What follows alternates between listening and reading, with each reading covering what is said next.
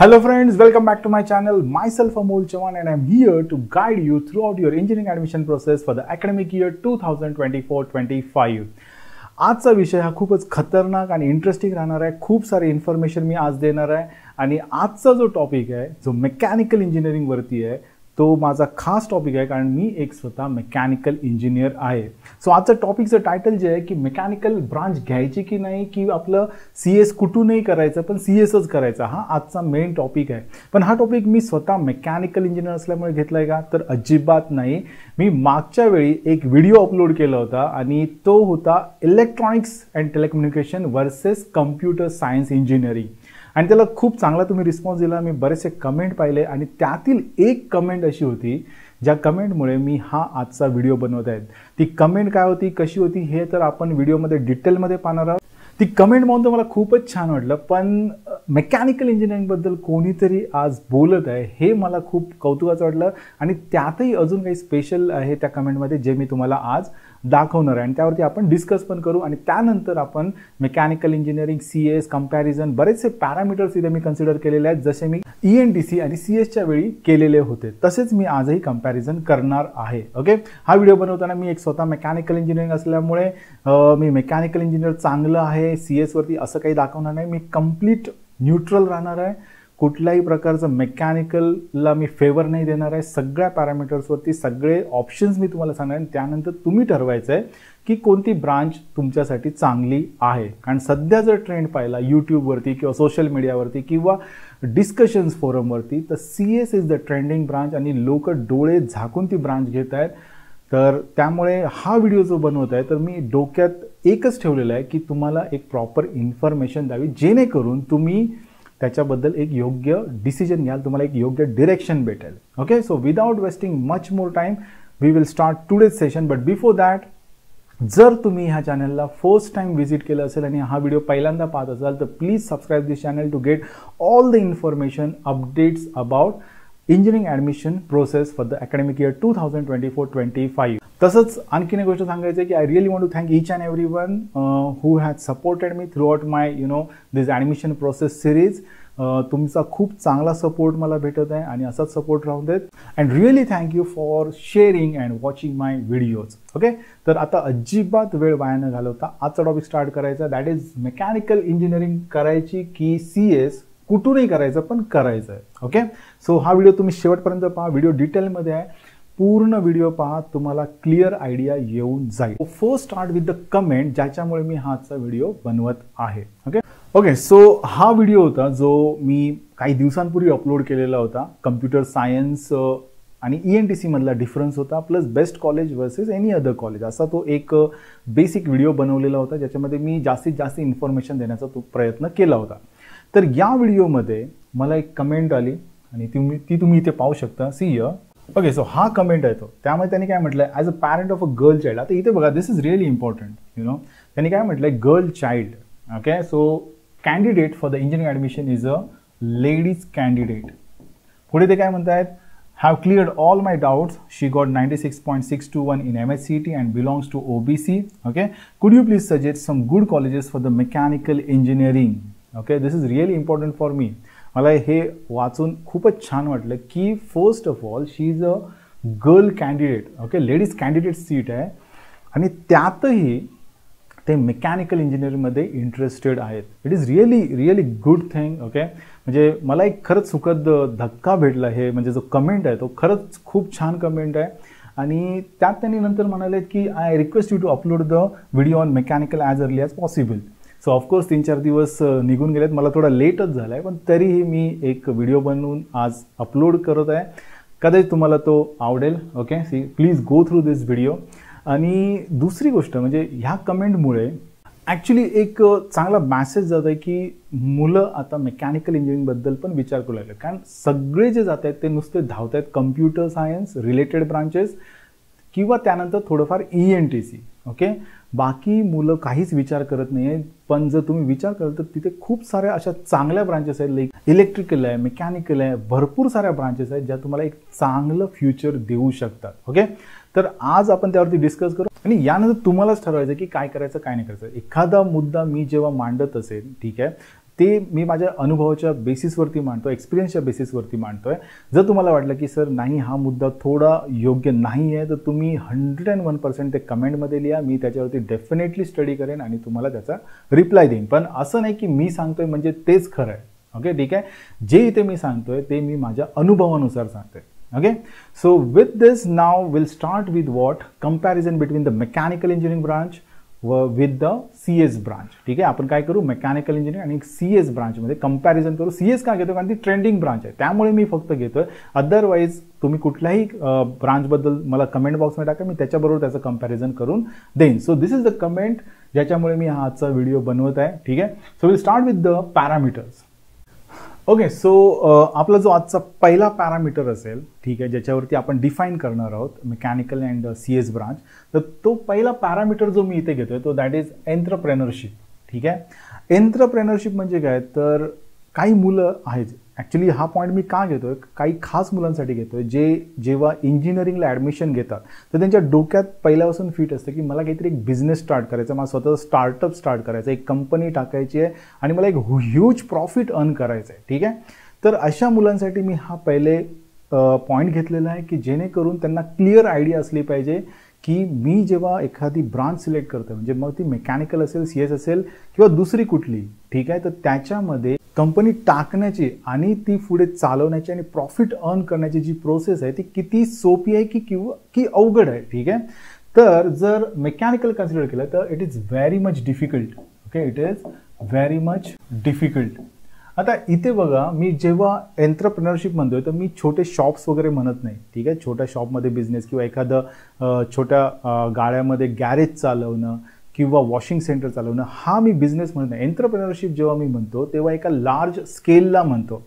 म्हणजे जर मी टाटा म्हणेल, महिंद्रा म्हणेल किंवा तुम्ही म्हणत असाल तर फोक्सवॅगन कंपनी आहे, तर अशा कंपन्या, ओके, किंवा टू व्हीलर जर आपण केलं तर होंडा आहे, TVS आहे, तर अशा कंपन्या एस्टॅब्लिश करण्याची ताकद, कळालं का, तर ते करण्याची जी ताकद आहे ना ती मेकॅनिकल ब्रांचमध्ये खूप डिफिकल्ट आहे. आणि तुम्ही हे पाहू शकता की एवढी वर्ष झाली, पण जेव्हा मी टू व्हीलर घेतो तेव्हा माझ्याकडे काही मोजक्याच कंपन्या हाताशी असतात. जेव्हा मी 4 व्हीलरसाठी जातो तेव्हा काही मोजक्याच कंपन्या असतात. पण ही गोष्ट कम्प्युटर किंवा कम्प्युटर अलाइड ब्रांचेससाठी नाही आहे. याच्यामध्ये एखादा स्टार्टअप किंवा कंपनी स्टार्ट करणं हे तर खूपच इझी आहे आणि ती ग्रो करणं, ओके, आणि ती नुसतंच स्टेट लेवल म्हणा किंवा नॅशनल लेवल म्हणा किंवा वर्ल्ड वाईड म्हणा या लेवलपर्यंत घेऊन जाणं, लार्ज स्केल जे मी म्हणतोय त्या लेवलला घेऊन जाणं पण खूप सोपं आणि क्विक आहे. ओके, मेकॅनिकल जेव्हा आपण इंडस्ट्री म्हणतो तर त्याला खूप वेळ जातो, त्याला खूप इन्फ्रा म्हणजे खूप जागा वगैरे, त्यामध्ये रिसोर्सेस, लेबर मॅनेजमेंट, हे सगळ्या गोष्टी येतात. पण CS मध्ये काही गरज नाही. एक छोटा रूम जरी घेतला तुम्ही सुरुवातीला आणि जर एक लॅपटॉप असेल तर तुम्ही सिंगल हँडेडली पण कंपनी स्टार्ट करू शकता. किंवा मी अशा काही कंपन्या बघल्या, बँगलोरच्या आता गल्लोगल्ली अशा कंपन्या आहेत, पण पुण्यात पण काही कंपन्या आहेत, स्टार्टअप आहेत, जिथे एक माणूस कंपनी स्टार्ट करतो आणि सोबत 2 माणसं घेतो आणि त्या माणसांचे पण सॅलरी हे 10-10, 15-15 लाख असतात. एका छोट्या रूममध्ये कंपनी चालू असते. ठीक आहे, सो जेव्हा मी एंटरप्रेनरशिप म्हणतो आणि ती जेव्हा लार्ज स्केलवर मी जेव्हा म्हणतो तर CS मध्ये हे खूप इझी आहे. म्हणजे तुम्ही एखादी स्टार्टअप स्टार्ट करू शकता, त्याला कमी वेळेमध्ये मोठ्या कंपनीमध्ये कन्वर्ट करू शकता आणि असे बरेचसे उदाहरणं पण आहेत. ओके, सो त्यामुळे जेव्हा मी एंटरप्रेनरशिप म्हणतो so mechanical is very difficult. Impossible आहे असं नाही, but very difficult, time consuming, huge funding is required. त्यानंतर गव्हर्नमेंटचे बरेच रूल्स, रेग्युलेशन्स, अप्रुव्हल्स ह्या 12 भानगडी असतात. ओके, सो त्यामुळे मेकॅनिकल इंजिनिअरिंग हा जेव्हा तुम्ही पर्याय निवडता तेव्हा एंटरप्रेनरशिप हे तुमच्या डोक्यात असेल तर 100 पैकी फक्त 1% मी त्याला देऊ शकेन. But in case of CS, 100 out of 100% you can start your own business easily and you can grow it in a very less time. Okay, मग आता प्रश्न येतो की मग मेकॅनिकल इंजिनिअरिंग घेतलं तर याच्यामध्ये काही स्कोप नाही का आपल्याला, म्हणजे बिझनेस करणे आणि तो एका लार्ज स्केलवर घेऊन जाण्यासाठी असा काही स्कोप नाही आहे का? तर 101% स्कोप आहे. मी तुम्हाला आता 1-2 उदाहरणं देतो आणि त्यावरून तुम्ही समजू शकता की तुम्ही एक लार्ज स्केलला जाऊ शकता मेकॅनिकल इंजिनियर असूनही. ठीक आहे, त्यासाठी काही स्किल्स लागतील, ते तुम्हाला डेव्हलप करावे लागतील. आता बघा, मी तुम्हाला 1-2 कंपन्या सांगतो. पहिली तर बायजूस, कारण ही एज्युकेशनल रिलेटेड आहे आणि ती सगळ्यांना माहिती आहे. एक वेळ अशी होती की लोक, मग ती 10वी असो 12वी असो किंवा UPSC MPSC यांचं जर प्रिपरेशन करायचं असेल तर ते बायजूसचं लाखो रुपयांचं पॅकेज घेऊन शिकत होते.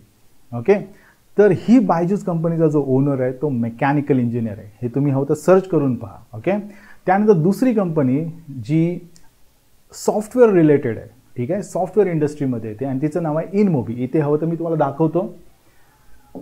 या कंपनीचा मालक जो आहे तो पण मेकॅनिकल इंजिनियर आहे.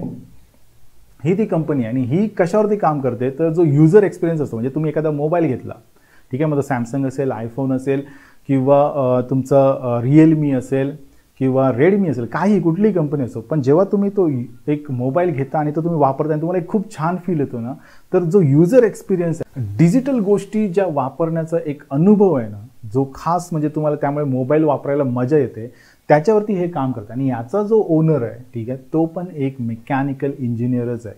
ठीक आहे, आता ओनर तर झाले. सीईओज बघा, सीईओज जर मी म्हटलं तर जवळपास एक आर्टिकल आहे बघा इकॉनॉमिक टाइम्सचं. ठीक आहे, तर आता जर मी सुंदर पिचाई म्हणालं, ठीक आहे, he is a CEO of Google and alphabet. ठीक आहे, तर यांची जी स्टडी आहे ना ती मटेरियल सायन्स मेटॅलर्जीशी रिलेटेड आहे. तर तुम्ही इथे पाहू शकता. Okay, Pichai began his career as a materials engineer. म्हणजे मला काय म्हणायचं आहे की ओनर बनणं, त्यानंतर CEO बनणं हे तुम्हाला मेकॅनिकल इंजिनियर असूनही शक्य आहे.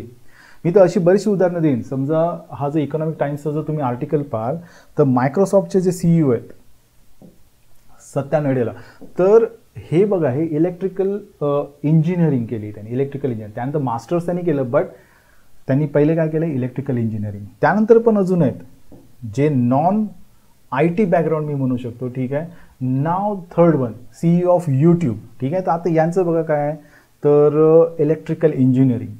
कळालं का? सो मला इथे एक गोष्ट सांगायची आहे की मेकॅनिकल इंजिनिअरिंगमध्ये कोअर जो एरिया आहे, म्हणजे ऑटोमोबाईल म्हणा, मॅन्युफॅक्चरिंग म्हणा, एनर्जी सेक्टर म्हणा, याच्यामध्ये स्टार्ट करणं ऑफकोर्स डिफिकल्ट आहे. ठीक आहे, खूप रेअर चान्सेस आहे की एखाद्याने ते स्टार्टअप स्टार्ट केले आणि तो एक इंटरनॅशनल लेवलपर्यंत पोहोचूही शकेल, पण त्याला खूप मोठा वेळ जाणार आहे.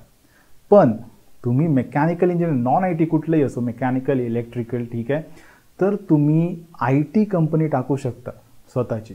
ठीक आहे, त्यासाठी काही स्किल्स लागत असतील ते तुम्ही डेव्हलप करू शकता आणि ते खूप इझी आहेत. मी मागच्या पण व्हिडिओमध्ये सांगितलं होतं CS आणि ENTC मध्ये कंपॅरिझन करताना CS ब्रांच ही खूप इझी आहे.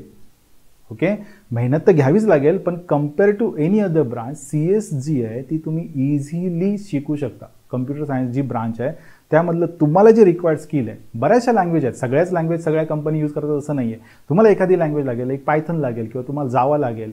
ठीक आहे, एखाद्याला C लागेल, एखाद्याला C++ लागेल. ठीक आहे, तर तुम्ही एखादी लँग्वेज घ्यायची असते आणि त्याच्यावरती काम करायचं असतं किंवा सपोर्टिंग जे काही लागेल त्यानुसार तुम्हाला काम करायचं. तुम्हाला काय अख्खं सगळं शिकायचं नाही आहे त्याच्यामधलं. सो मला जेव्हा मी हा पहिला पॉईंट घेतो एंटरप्रेनरशिपचा, ओके, तर मी मेकॅनिकलला जरी डिफिकल्ट म्हणत असेल तरी तुमच्याकडे ऑप्शन काय आहेत की you can start IT firm. Okay, आणि मी तुम्हाला एक्झाम्पल पण दिलेली आहे. आणि IT फर्म स्टार्ट करणं काय आहे तर बऱ्यापैकी इझी आहे. इथे करेक्ट, बऱ्यापैकी इझी आहे, ज्याच्यामुळे तुम्हाला कमी कालावधीत तुम्ही एक इंटरनॅशनल लेवलपर्यंत पोहोचू शकता. सो मेकॅनिकल इंजिनिअरिंगमध्ये कोअरमध्ये इंडस्ट्री स्टार्ट करणं डिफिकल्ट, बट मेकॅनिकल इंजिनियर असून तुम्ही एक IT फर्म टाकू शकता आणि ती सक्सेसफुली रन करू शकता. हे मी उदाहरणासहित विथ प्रूफ तुम्हाला दाखवलेलं आहे. मेकॅनिकल असं नाही, नॉन IT कुठलीही ब्रांच असो, ठीक आहे, त्याच्यामधून तुम्ही इंजिनिअरिंग करून एक IT फर्म चांगलीपैकी चालवू शकता. ओके, ठीक आहे. So this is all about the entrepreneurship. ज्या मुलांच्या डोक्यात स्वतःचा बिझनेस, इंडस्ट्री, कंपनी टाकून पुढे एक एक ह्यूज प्रॉफिट अर्न करून, ह्यूज प्रॉफिट का तर टू फुलफिल युअर ड्रीम्स.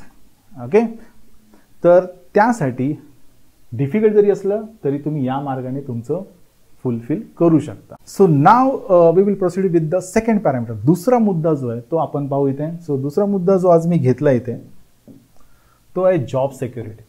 ठीक आहे, जॉब सिक्युरिटी म्हटल्यावर डोक्यात येतं गव्हर्नमेंट जॉब. ठीक आहे, गव्हर्नमेंट जॉब म्हणजे एकदा लागला की तिथून तुम्हाला हलवणं हे म्हणजे खूपच कठीण गोष्ट आहे. ठीक आहे. आणि त्यामुळे बरीचशी जो क्राऊड आहे ना तो गव्हर्नमेंट जॉबकडे वळलेला दिसतो, कारण त्यांना सिक्युरिटी हवी असते जॉबची. ओके, बट गव्हर्नमेंट जॉबमध्ये प्रॉब्लेम असा आहे की तुमचे जे ग्रोथ आहे, ओके, ग्रोथ ती खूप कमी असते. Okay, growth is minimum, growth is very less. Correct. हो, तर मी हे इथे लिहितोय बघा. ओके, सो जेव्हा मी गव्हर्नमेंट जॉब्स म्हणतो तर पहिला मुद्दा सगळ्यांच्या डोक्यात येतो की यार तिथे ग्रोथ जी आहे, ठीक आहे, ती खूप कमी आहे. Growth is very slow. Okay, compare to what private. कारण गव्हर्नमेंटमध्ये बघा तुम्ही अगदी UPSC किंवा एकदम हायर लेवलची PSUs मधले म्हणा किंवा स्टेट गव्हर्नमेंट जॉब्स म्हणा, ते जरी तुम्ही क्रॅक केले, ठीक आहे, तरी इथे सॅलरी जी आहे ना ती कमी राहते. ठीक आहे, मॅक्स टू मॅक्स तुम्ही किती जाल, 1 lakh per month, 1.25 lakh per month starting आहे. मी ॲज अ फ्रेशर म्हणतो 1 लाख पर मंथच्या तुम्ही आसपास असाल. ओके,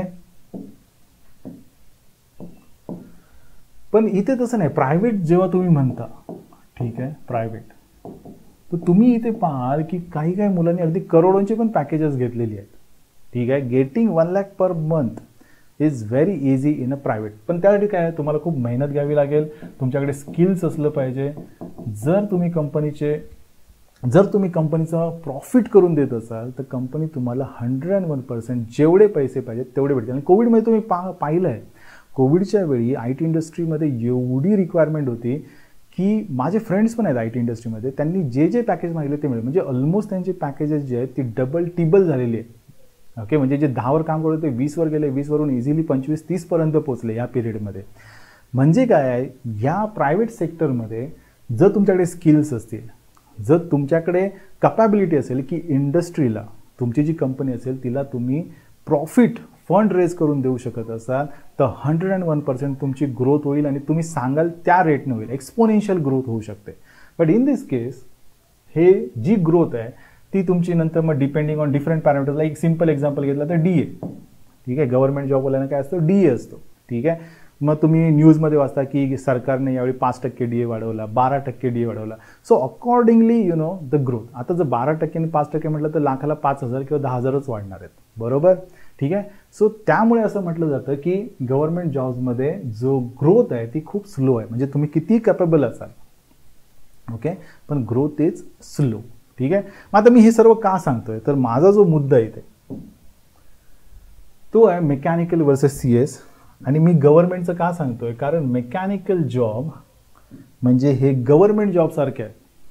म्हणजे एकदा लागलात की तुमची लाईफ पूर्णपणे चिल. ओके, जास्त स्ट्रेसफुल लाईफ नाही आहे तुमची.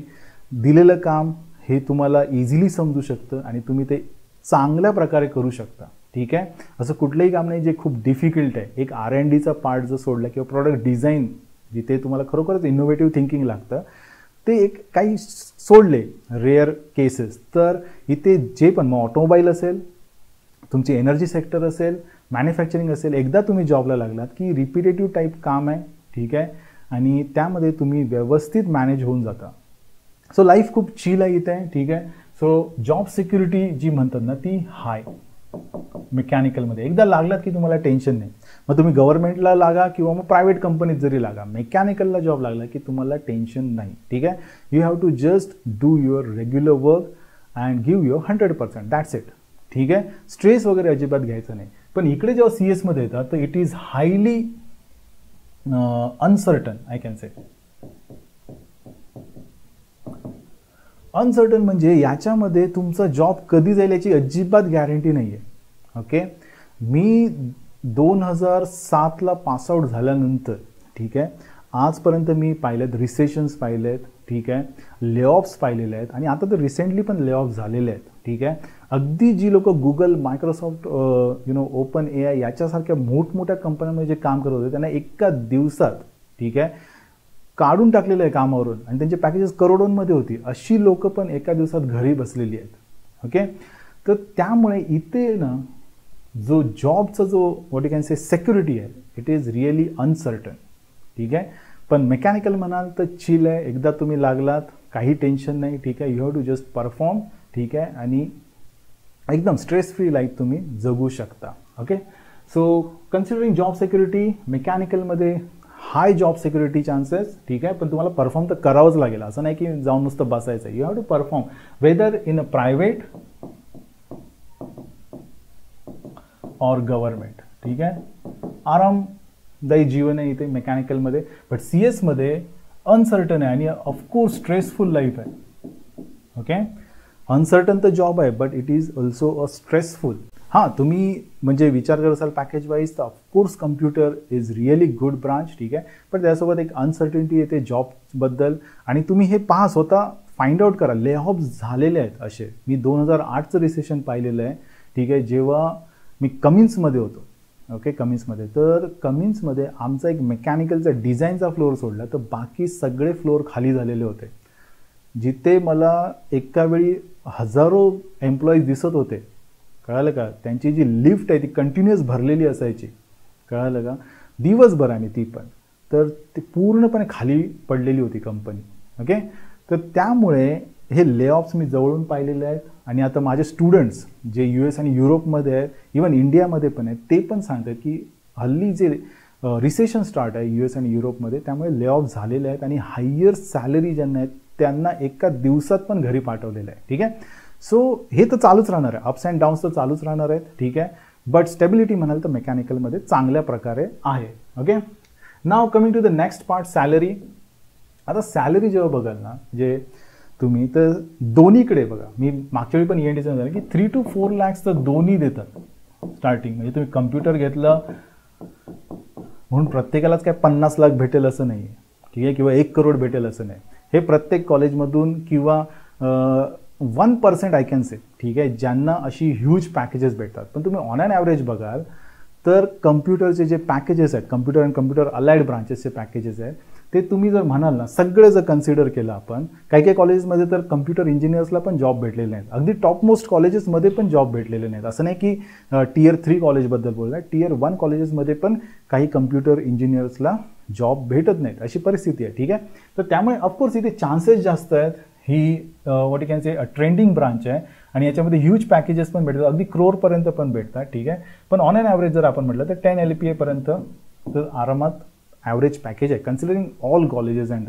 ठीक आहे, आणि त्याच्यामध्ये जर मेकॅनिकल म्हणाल तर ह्याचं 3 to 4 lakh तर स्टार्टिंग तर त्यांना देतच आहेत. तुम्ही हवं तर प्लेसमेंट पाहू शकतात. मी हवं तर तुम्हाला इथे प्लेसमेंट पण दाखवून देतो. ठीक आहे, त्यावेळी तुम्ही जेव्हा बघाल तर तुमच्या लक्षात येईल. आता समजा मी इथे VJTIचं प्लेसमेंट पाहिलं. चला तर VJTIची वेबसाईट पाहू आपण इथे. ओके, सो इथे VJTIच्या वेबसाईटवर आला आणि आपण जर लास्ट इयरचं 23-24चं जर प्लेसमेंट रेकॉर्ड पाहिलं तर इथे तुम्ही पाहू शकता की हे लास्ट इयरचं प्लेसमेंट आहे 23-24. तर मेकॅनिकल इथे तुम्हाला दिसतंय. ठीक आहे, मेकॅनिकल. तर इथे मेकॅनिकल आहे बघा. त्यांचं 9चं जे आहे ना ते ॲव्हरेज पॅकेज आहे. ओके, म्हणजे तुम्ही म्हणू शकता की स्टार्ट 3-4 लाखापासून पण असेल आणि हायर 18-20 पर्यंत पण जाऊ शकता higher package. Okay, so average एक 9 पर्यंत आहे. ओके, जर दुसरी एक वेबसाईट बघितली, चला Sardar Patel college of engineering बघू आपण. Okay, Sardar Patel college of engineering Mumbai यांच्या जर वेबसाईटवरती आपण गेलो आणि जर आपण इथे प्लेसमेंट्स पाहिले. ओके, ठीक आहे, प्लेसमेंट्स, तर यांच्याकडे पण प्लेसमेंट स्टॅटिस्टिक्स फॉर BTech याच्यावरती तुम्ही जाऊ शकता. आणि इथे आपण आता यांनी अपलोड केलेत 22-23 पर्यंत. 23-24चा डेटा काय यांनी दिलेला नाही आहे. पण जर आता मी पाहिलं इथे, ठीक आहे, तर पहिला जो रो आहे तो सिव्हिल आहे, दुसरा मेकॅनिकल, तिसरा इलेक्ट्रिकल. ठीक आहे, तर इथे मेकॅनिकलला आपण बघू तर इथे बघा टाटा मोटर्सचं प्लेसमेंट आहे. ठीक आहे, आणि 6 मुलं प्लेस झालेत आणि तिथे पॅकेज बघा किती 8.5 lakh पर annum. ओके, असे बरेचसे पॅकेजेस आहेत. पण इथे मी दाखवतो तुम्हाला. स्टार्टिंग पण काही असतील जे कमीने झाले असतील. हे बघा इथे पुन्हा एक टेक्निक एनर्जीज आहे, त्याचे 2 मुलं सिलेक्ट झालेत आणि इट इज अ 6.5 lakh. त्यानंतर L&T मध्ये आहे, तर L&T मध्ये किती लागलं आहे 6 lakhचं पॅकेज आहे 6 मुलांना. यात कमी पण असतील. आता ही 2 मुलं आहेत बघा, शिंडर इलेक्ट्रिक फेजमध्ये लागलीत मेकॅनिकलची आणि त्यांना 9 लाखाचं पॅकेज आहे. त्यानंतर इथे आपण ॲक्सिस बँक बघू शकता, त्यांना 8.13चं पॅकेज दिलं आहे. आणि जर कमी पॅकेज जर बघायचं असेल, ठीक आहे, तर इथे मेकॅनिकलला ओके, आता हे बघा OIA म्हणून कंपनी आहे जिथे मेकॅनिकलचा एक स्टुडंट सिलेक्ट झालेला आहे आणि त्याला किती आहे 2.75 to 3. म्हणजे 3 लाखाच्या आसपास पॅकेज भेटलेलं आहे. म्हणजे मी जे सॅलरीचं सांगतोय ना तुम्हाला इथे, हा जो मुद्दा आहे सॅलरी, तर 3 ते 4 लाखापासून पण चालू आहेत ॲव्हरेज तुम्ही 9-10 पकडू शकता. ओके, आणि हायेस्टला तर म्हणजे काही तुम्ही बोलू शकत नाही. 1% of students are getting higher packages like 20 lakh around. Okay, 20 lakh per annum. तर हा झाला सॅलरी कशामधला, तर प्रायव्हेट कंपनीमधला मी सांगतोय. Okay, private sector. पण आता इथे एक इंटरेस्टिंग मी फॅक्ट सांगतो. ठीक आहे, गव्हर्नमेंट जॉब्स म्हणाल तुम्ही. ठीक आहे, मग ते तुमचे सेंट्रल गव्हर्नमेंट जॉब्स असतील, ठीक आहे, PSUs असतील किंवा स्टेट गव्हर्नमेंट जॉब्स असतील. आपण 1-2 पाहू इथे. ठीक आहे, म्हणजे तुम्हाला एक आयडिया क्लिअर येऊन जाईल. तर त्यांचे पॅकेजेस काय आहेत हे एकदा बघा, आणि मेकॅनिकलवाल्यांना किती त्यामध्ये स्कोप आहे ते पण तुम्ही पहा, आणि नंतर मग कम्प्युटरवाल्यांना गव्हर्नमेंटमध्ये किती ऑपॉर्च्युनिटीज आहेत हे पण तुम्ही फाइंड आउट करा, स्वतः फाइंड आउट करा आणि मला कमेंट बॉक्समध्ये लिहा. ठीक आहे, सो पहिले आपण काय करू की एक PSU घेऊ. ओके, PSUमध्ये किती लाखाचं पॅकेज भेटू शकतं एखाद्याला गव्हर्नमेंटमध्ये. ओके, आणि मग तुम्हाला आयडिया येईल की मेकॅनिकल, सिव्हिल किंवा इलेक्ट्रिकल ह्या ब्रांचेस म्हणजे एवढी वर्ष का चालत आहेत. ओके, तर just have a look at this packages. Okay, in the government sector. Okay, so इथे तुम्ही पाहू शकता की हे एक फिजिक्सवालाचं आर्टिकल आहे. ठीक आहे, आणि मी त्यातून डेटा घेतो आहे आणि हे आर्टिकल करेक्ट आहे, म्हणजे त्यात काही असं काही चुकीचं नाही आहे. So here you can see list of PSUs for mechanical engineering through GATE selection procedure. म्हणजे गेट एक्झाम देऊन किंवा काही काही कंपन्यांचे तर डायरेक्ट एक्झाम्स असतात, इंटरव्ह्यूज असतात, आणि गेट दिली असेल तर तुम्हाला डायरेक्ट इंटरव्ह्यूला बोलवतात. तर इथे बघा, ही IOCL कंपनी आहे, त्यानंतर BPCL आहे. आता यांचे पॅकेजेस यांनी इथे लिहिले ते आपण नंतर एक ॲडव्हर्टिजमेंट पाहू कंपनीचे आणि त्यावरून पण डिसाईड होईल. ठीक आहे, तर इथे बघा 16 lakhs पर ॲनम. ओके, गव्हर्नमेंटमध्ये भेटतो, आणि प्लस ॲडिशनल बेनिफिट्स हे असतातच. गव्हर्नमेंटमध्ये जेव्हा तुम्ही काम करता तेव्हा तुम्हाला वेगवेगळ्या बेनिफिट्स भेटत असतात, मग त्या मेडिकल असतील, ट्रान्सपोर्टच्या असतील, अशा बऱ्याच असतात. ठीक आहे, तर हे एक पॅकेज 1.6 लाख म्हणजे ऑलमोस्ट अराउंड तुमचा 1.25 लाख पर मंथ झाला आहे. BPCL बघाल ते ऑलमोस्ट 24 लाखाचं पॅकेज आहे एका मेकॅनिकल इंजिनिअरिंगला. अशा बऱ्याच 24 लाख म्हणजे 2 लाख तर तुमचं मिनिमम पर मंथ झालं, प्लस तुम्हाला ॲडिशनल बेनिफिट्स आहेत. ओके, ठीक आहे. आता जर तुम्ही भारत पेट्रोलियम म्हणाल तर त्यांची स्वतःची कार्ड्स असतात ज्याच्यावरून तुम्ही पेट्रोल यूज करू शकता. कळालं का, आणि तेही फ्री ऑफ कॉस्ट यूज करतात. पेट्रोल, डिझेल असे बरेचसे बेनिफिट्स असतात. ओके, तर अशा बऱ्याचशा कंपन्या आहेत. इथे तुम्ही पाहू शकता HPCL आहे, Hindustan Petroleum Corporation Limited, SAIL आहे, स्टील ऑथॉरिटी लिमिटेड. तर यांचे पॅकेजेस बघाल ना तर अराउंड 20 लाख, 22 लाख. त्यानंतर पॉवर ग्रिड बघाल तर 18 लाखचं पॅकेज आहे. ठीक आहे, तर इथे तुम्ही हे जे आर्टिकल दिलं आहे ते तुम्ही एकदा बघून घ्या. ठीक आहे, आणि त्यानुसार तुम्ही एखादं कंपनी टार्गेट पण करू शकता मेकॅनिकल इंजिनिअर करून. हे बघा, जर तुम्ही ठरवलं की उद्या मी गव्हर्नमेंट एक्झाम क्रॅक करणारच, आणि जर तुम्ही मेहनत घ्याल, गेट एक्झाम जर क्लिअर कराल व्यवस्थित, ऑफकोर्स ती इझी नाही आहे हे मला मान्य आहे, पण जर तुम्ही ठरवलं तर अशक्य नाही, तुम्ही इझिली क्रॅक करू शकता. ओके, आणि दुसरी गोष्ट, आत्ताची जी मुलं आहेत ना ही सगळी कम्प्युटर सायन्स आणि त्याच्या अलाइड ब्रांचेसची जाऊन ॲडमिशन घेत आहेत. ठीक आहे, मग तुम्हाला एक फायदा आहे की सध्या कॉम्पिटिशन कमी झालेलं आहे मेकॅनिकलमध्ये. Mechanical candidates are not available in the market. तर ह्या संधीचा तुम्ही फायदा घेऊ शकता आणि एक चांगली स्टार्ट घेऊ शकता. तर इथे त्यांनी हे बघा, हे सर्व कंपन्याच दिलेल्या आहेत. हे आर्टिकल एकदा तुम्ही छान वाचून घ्या, तुम्हाला आयडिया येऊन जाईल त्याच्याबद्दल. आता मी म्हणत होतो की हे ठीक आहे, आणि आर्टिकल लिहिले, पण अशी काही आहेच का, खरंच ॲडव्हर्टिजमेंट आहे का, अशी काही जाहिरात आलेली आहे की ज्याच्यामध्ये हे असं तुम्ही दाखवू शकता की 16 लाखचं पॅकेज आहे, 18 लाखचं पॅकेज आहे. तर इथे मी तुम्हाला ही एक जॉब ओपनिंग दाखवतो. ठीक आहे, आणि ही HPCL रिलेटेड आहे. ठीक आहे, वेअर इट इज, माझ्याकडे ती ओपन असेल. हो, ते इथे ओपन करू आपण ॲडव्हर्टिजमेंट. म्हणजे तुम्हाला एक क्लिअर आयडिया येऊन जाईल की मी काय सांगतोय.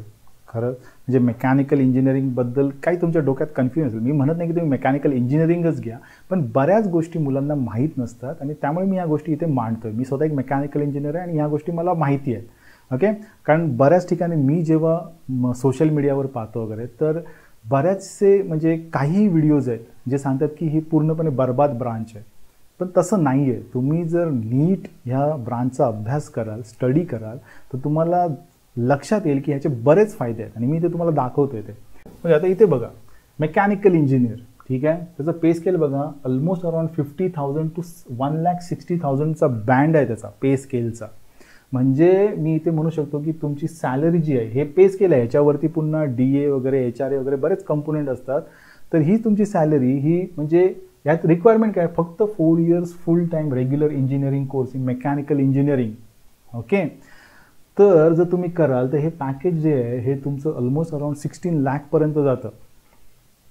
कळालं का? म्हणजे हे विथ प्रूफ दाखवतोय मी तुम्हाला. आता बघा दुसरी गोष्ट, जर UPSC कन्सिडर केले, engineering examinations, Indian engineering services तुम्ही म्हणू शकता, तर त्याच्यामध्ये बघा, त्याच्याबद्दल ही ONGCची ॲड बघा तुम्ही, ONGCची ॲड आहे. Okay, so he ONGC that is oil and natural gas corporation limited, ठीक आहे. तर या कंपनीची ॲड बघाल तर इथे तुम्ही बघा त्यांचं बेसिक पे किती आहे बघा, 60,000 to 1,80,000 बेसिक पे आहे. हा बँड असतो, मिनिमम 60,000 टू मॅक्झिमम इज 1,80,000. तर ही जर ऑन अन ॲव्हरेज सॅलरी बघितली ना, तर तुमची जी सॅलरी आहे ती वर्षाला ऑलमोस्ट अराउंड एक 18 लाखाच्या आसपास जाते, ठीक आहे, जसं त्यांनी त्या आर्टिकलमध्ये लिहिलं होतं. प्लस हे बघा इथे बघा, besides basic pay and annual increment at the rate 3%, म्हणजे इन्क्रीमेंट्स त्यांनी इथे दिले आहेत. Plus employee is entitled to allowances आणि जे काही बऱ्याचशा गोष्टी आहेत, ठीक आहे. तर याच्यामध्ये दिलेले आहेत त्यांनी कॅफेटेरिया अप्रोच, डिअरनेस अलाउन्स. म्हणजे मी तुम्हाला जे म्हणत होतो की गव्हर्नमेंट जॉबमध्ये तुम्हाला नुसती सॅलरी नाही तर बेनिफिट्स बरेच असतात, कळालं का? आणि इथे तुम्ही ते वाचू शकता की तुम्हाला कसे त्याचे बेनिफिट्स भेटतात जे तुम्हाला प्रायव्हेट सेक्टरमध्ये भेटत नाहीत. ओके, सो मेकॅनिकल इंजिनिअरिंगमध्ये मी का सांगतोय ते बघा. आता मेकॅनिकल इंजिनिअरिंग ही कंपनी आहे, त्याच्यामध्ये बघा किती जागा आहेत बघा मेकॅनिकल, ठीक आहे. म्हणजे तुम्हाला जास्त करून जागा गव्हर्नमेंटमध्ये हे मेकॅनिकल, सिव्हिल, इलेक्ट्रिकल आणि त्यानंतर इलेक्ट्रॉनिक्स अँड टेलिकम्युनिकेशनमध्ये तुम्हाला दिसतील, ठीक आहे. कम्प्युटरमध्ये त्याचे थोडे कमी आहेत, हे मान्य आहे, ठीक आहे. So here you can C, आता हे बघा इथे सिव्हिल दिसतोय तुम्हाला, त्यानंतर मेकॅनिकल, पेट्रोलियम दिसतंय, मेकॅनिकल दिसतंय, पेट्रोलियम दिसतंय, इलेक्ट्रिकल जे मी म्हणतो. So electrical, mechanical and civil यांना गव्हर्नमेंटमध्ये प्रचंड म्हणजे जॉब मिळण्याचे चान्सेस हाय आहेत. ओके, सो जर तुमचं गव्हर्नमेंट जॉब टार्गेट असेल, हे बघा, आणि सॅलरी पण काही कमी नाही आहे, सॅलरी पण ह्यूज आहे. आणि गव्हर्नमेंटमध्ये जॉब जर तुम्हाला मिळाला अशा कंपन्यांमध्ये, तर सॅलरी हा एक पार्ट झाला, पण जे बेनिफिट्स असतात लॉंग टर्मसाठी ते खूप महत्त्वाचे असतात. ओके, जे तुम्हाला प्रायव्हेटमध्ये भेटत नाही. आणि जॉब सिक्युरिटी आहे, स्ट्रेस फ्री लाईफ आहे इथे. ओके, आता हे झालं PSUचं. जर मी UPSC exam, okay, UPSC exam जर आपण पाहिल्या तर UPSCमध्ये पण बघा, हे एक आर्टिकल आहे मेड इझीचं, तुम्ही पण पाहू शकता. तर यांनी सगळं दिलेलं आहे इथे. तर आता आपल्यासाठी काय की हे वेगवेगळे डिपार्टमेंट्स आहेत जिथे तुम्हाला जॉब भेटू शकतात इंडियन इंजिनिअरिंग सर्व्हिसेसमध्ये. आता याच्यामध्ये महत्त्वाचं काय तर सॅलरी, कारण नॉर्मली आपण जेव्हा पण 4 वर्षांचा विचार करतो, जर जॉब बघत असाल तर सॅलरी, ठीक आहे. आता UPSC झालेल्या माणसाला बघा, त्यांनी पे स्केल दिला आहे एवढा, म्हणजे अराउंड तुमची सॅलरी ही 1 लाख ते 1.25 लाखाच्या आसपास पर मंथ झालेली आहे इथेच. या पे स्केलवरूनच तुमच्या लक्षात येते, ठीक आहे. त्यानंतर ही वाढत जाणार आहे as per your experience and all, ठीक आहे. आता त्यांनी बघा इथे काय दिलं आहे महत्त्वाचं, ब्रांचेस, ठीक आहे. आता इथे बघा त्यांनी दिलं paper type CME, E and E&T. आता इथे C म्हणजे काही कम्प्युटर इंजिनिअरिंग नाही आहे, okay, it is a civil engineering. त्यानंतर काय mechanical engineering, electrical engineering and electronics and telecommunication, जे मी तुम्हाला सांगतोय. सर्वात जास्त डिमांड गव्हर्नमेंटमध्ये हे सिव्हिल, मेकॅनिकल, इलेक्ट्रिकल अँड त्यानंतर ENTCला आहे. ओके, तर आता तुम्ही इथे ते C म्हणजे सिव्हिल इंजिनिअरिंगच आहे का, तर हे बघा इथे पाहून घ्या, हे बघा it is a civil engineering, ठीक आहे. त्याचा सिलेबस दिलेला आहे की काय करू शकतो, mechanical engineering, electrical and electronics. म्हणजे इथे पण तुम्ही पाहता की मेकॅनिकल इंजिनिअरिंग जर कन्सिडर केली आपण, तर तुम्हाला गव्हर्नमेंटमध्ये UPSC, MPSCचे पण असते, Maharashtra engineering services, MES examination, तिथे पण तुम्ही पाहू शकता इलेक्ट्रिकल आणि मेकॅनिकलला भयंकर चांगल्या प्रकारे जॉब्स आहेत. ओके, म्हणजे जेव्हा पण निघतात तर मेकॅनिकल अँड इंजिनिअरिंगसाठी जॉब असतात, ठीक आहे. तर ज्यांचं गव्हर्नमेंट टार्गेट असेल आणि गव्हर्नमेंटमध्ये काही सॅलरी कमी नाही आहे, चांगल्या प्रकारे सॅलरी आहे, जे तुम्ही प्रायव्हेटमध्ये कम्प्युटर घेऊन घ्याल त्याच्यापेक्षा तर नक्कीच चांगली सॅलरी आहे इथे. सो हे झालं सॅलरीबद्दल. आणि प्रायव्हेटमध्ये तर मेकॅनिकल इंजिनिअरिंग कित्येक वर्ष, ठीक आहे, पॅकेजेस देत आलेली आहे आणि ते स्टेबल आहे. Okay, minimum 3 to 4 lakhs per annum पासून स्टार्ट आहे आणि ते स्टेबल आहे. एकदा तुम्ही जॉबला लागले की तुम्हाला टेन्शन नाही. सो मी इथे प्रायव्हेट सेक्टर सांगलं आणि very high chances in what government, high chances in what government jobs, जे इथे less I can say in case of government jobs. तर ह्या गोष्टी तुम्हाला क्लिअर असल्या पाहिजेत. हे बघा, पहिलं एंटरप्रिनरशिप ऑफकोर्स डिफिकल्ट आहे मेकॅनिकलमध्ये, but you can start IT firm after complete the mechanical engineering. त्यासाठी जे काही रिक्वायर्ड असेल ते तुम्ही घ्या. दुसरा पॉईंट आपला होता जॉब सिक्युरिटी. ऑफकोर्स मेकॅनिकलमध्ये हाय स्टॅबिलिटी आहे. Once you get the job, life chill आहे, ठीक आहे, सेक्युर जॉब आहे. याच्यामध्ये हायली अनसर्टन, ठीक आहे. पॅकेजेस करोडचे जरी असले तरी जॉबची गॅरंटी नाही, कधी तुम्ही जॉबवरून काढले जाल याची काही गॅरंटी नाही. राहिली सॅलरी, तर मेकॅनिकलच्या सॅलरी मी आता तुम्हाला दाखवल्या, ठीक आहे. प्रायव्हेटमध्ये मी सांगतो मिनिमम 3-4 पासून, जे मी तुम्हाला VJTI SPCOEची प्लेसमेंट दाखवली, ठीक आहे. इवन MIT आळंदी वगैरे यांच्या पण प्लेसमेंट पहा, त्यांनी पण दाखवलेलं आहे, ठीक आहे. सो मिनिमम तर एवढी स्टार्ट आहे आणि मॅक्झिमम तुम्ही म्हणाल तर ऑलमोस्ट अराउंड ॲव्हरेज जर सॅलरी म्हणाल तर around 9 to 10 lakh per annum एवढी आहे. जर तुम्ही मेहनत घ्याल तर तुम्हाला ह्या सॅलरी भेटणारच आहे. आणि गव्हर्नमेंटमध्ये तर मेकॅनिकल इंजिनिअरिंग ही CS पेक्षा कित्येक पटीने चांगली आहे. जर उद्या ओपनिंग निघाल्या गव्हर्नमेंटच्या तर मेकॅनिकल इंजिनिअरिंगला सगळ्यात जास्त स्कोप आहे compare to what CS engineering. Okay, तर आता हे झालं एवढं. आता कट ऑफ्स बघा, एक 4-5 वर्षापूर्वी किंवा आपण म्हणाल तर मेकॅनिकलचे कट ऑफ हे CS पेक्षा जास्तच होते, ठीक आहे. 4-5 वर्ष किंवा तुम्ही एक 2012पर्यंत किंवा 14पर्यंत म्हणा तर मेकॅनिकलचा जो कट ऑफ होता ॲडमिशनसाठी लोक म्हणजे खूपच प्रचंड मारामारी करत होते मेकॅनिकलला. पण नंतर हा ट्रेंड चेंज झाला आणि आता ह्याचा जो कट ऑफ आहे तो कमी झाला आहे, okay, low compare to what CS, ठीक आहे. तर ह्याचा काय झाला आहे, हाय झालेला आहे.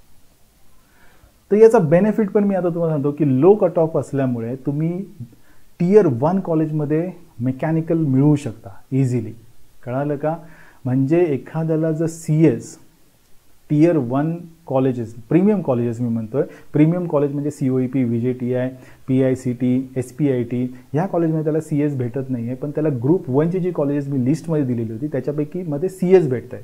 पण त्याच मुलाला चान्सेस आहेत की तुम्हाला ह्या ज्या पहिल्या 4-5 प्रीमियर इन्स्टिट्यूट आहेत त्यामध्ये मेकॅनिकल भेटू शकतं. PICT आणि SPITमध्ये नाही आहे मेकॅनिकल, पण SPCOE म्हणा किंवा VJTI म्हणा किंवा COEP म्हणा, इथे तुम्हाला मेकॅनिकल मिळू शकतं त्या पर्सेंटला.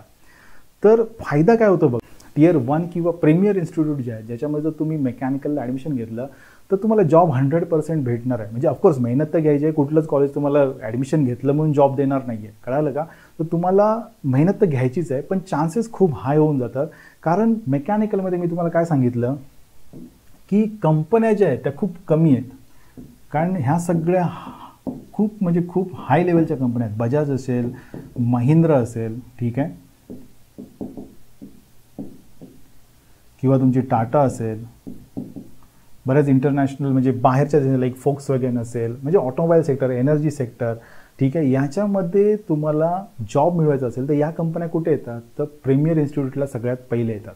ऑफकोर्स तुम्ही ऑफलाईन अप्लाय करू शकता, तिथे बरीचशी उदाहरणं आहे की Tier 2, Tier 3 मधून झालेले आहेत मुलं. Tier 2 कॉलेजेस, Tier 3 कॉलेजेसमधून मुलं पासआउट झालेली आहेत आणि त्यांनी ऑफलाईन अप्लाय केलेलं आहे, ऑफलाईन कंपनीला, कारण त्यांच्यामध्ये स्किल होतं, कळालं का. आणि त्या स्किलच्या बेसिसवर त्यांनी जॉब मिळवलेला आहे चांगल्या कंपन्यांमध्ये. आणि ह्याच गोष्टी प्रीमियर इन्स्टिट्यूटमधल्या पण मुलांना शक्य झालेल्या आहेत. का, कारण ते मेहनतच घेत नाही. म्हणजे मी हे सिलेक्टेड मुलांबद्दल बोलतोय, असं नाही की 100% मुलांबद्दल बोलतोय. मेहनत घ्या, मग तुम्ही कुठल्याही कॉलेजमधून करा, तुम्ही ऑफलाईन अप्लाय केलं तरी तुम्हाला जॉब मिळेल. ऑफकोर्स थोडा स्ट्रगल असेल पण जॉब मिळणारच, ओके, ठीक आहे. सो त्यामुळे आता इथे मी हे का सांगतोय, कारण ह्याचा कट ऑफ कमी आहे. So chances are high to get what premier institute, okay. म्हणजे CS मध्ये जर तुम्हाला ग्रुप 1चं कॉलेज मिळते पण प्रीमियर इन्स्टिट्यूट भेटत नाही, तर चान्सेस आहेत मेकॅनिकलला तुम्हाला प्रीमियर इन्स्टिट्यूट भेटू शकतं आणि ज्याच्यामुळे तुम्ही पुढे एक स्टेबल जॉब घेऊ शकता, गेट देऊन गव्हर्नमेंटमध्ये घुसू शकता किंवा मास्टर्सला जाऊ शकता, कळालं का. त्याच्यावरती पण मी येणार आहे, मास्टर्स म्हणजे एक्झॅक्टली तुम्ही काय करू शकता त्यावरती. तर त्यामुळे प्रीमियर इन्स्टिट्यूट मिळू शकतं. इथे खूप टफ होऊन बसतं आहे प्रीमियर इन्स्टिट्यूट भेटणं. जरी तुम्हाला अगदी 98% जरी असले तरी पण प्रीमियर इन्स्टिट्यूटमध्ये ॲडमिशन मिळणं खूप कठीण आहे for the computer and computer allied branches, ठीक आहे. सो हे एक मी सांगितलं की प्रीमियर इन्स्टिट्यूटमध्ये का जा, कारण मेकॅनिकलच्या कंपन्या तिथे डिरेक्टली येतात आणि तिथून मुलांचं प्लेसमेंट होऊ शकतं, ओके. सो हा एक मुद्दा लक्षात ठेवा. आता मेन, कारण जी कमेंट होती ज्याच्यामुळे मी हा व्हिडिओ बनवत आहे, ठीक आहे, गर्ल स्टुडंट्स, ओके, गर्ल कॅन्डिडेटवरती आपण आता बोलायचं आहे. तर बघा इथे गर्ल स्टुडंट्सना सीट्समध्ये 30% रिझर्वेशन आहे ॲडमिशनसाठी. ही पहिली गोष्ट झाली. दुसरी गोष्ट, मेकॅनिकल, सिव्हिल, इलेक्ट्रिकलला नाही पण मेकॅनिकल आणि सिव्हिल ह्या ज्या ब्रांचेस आहेत त्यांना मुली खूप कमी असतात, ओके. इलेक्ट्रिकलला पण कमी असतात, पण ठीक आहे, कम्पॅरेटिव्हली मेकॅनिकल, सिव्हिल त्यांच्याकडे बऱ्यापैकी मुली ॲडमिशन घेतात. पण मेकॅनिकल जर म्हणाल तर हार्डली एखादी मुलगी क्लासमध्ये असते, ओके. तर त्यामुळे इथे काय होतंय बघा, एक तर 30% सीट्स अवेलेबल आहेत, ठीक आहे. दुसरा कट ऑफ त्याचा लो आहे. त्यानंतर महत्त्वाचा मुद्दा म्हणजे जर तुम्ही as a girl candidate mechanical engineering घेता, ठीक आहे, तर इथे तुम्हाला कॉम्पिटिशन जे आहे ते खूपच कमी आहे. कॉम्पिटिशन इज व्हेरी लेस. कळालं का? जे CS मध्ये जाल तुम्ही तर competition is very high girl student. Okay, competition is very हाय. कारण मुली ज्या आहेत, ठीक आहे, त्या ऑफकोर्स CS अँड अलाइड ब्रांचेससाठीच जातात आणि त्यामुळे CS मध्ये competition is very high for the girls. मग तो कुठलाही जॉब असो, ठीक आहे, व्हेरी हाय. आणि तुम्ही फक्त मुलींसोबतच कॉम्पीट नाही करत आहात, तर तुम्हाला मुलांसोबत पण कॉम्पीट करायचं आहे त्या केसमध्ये.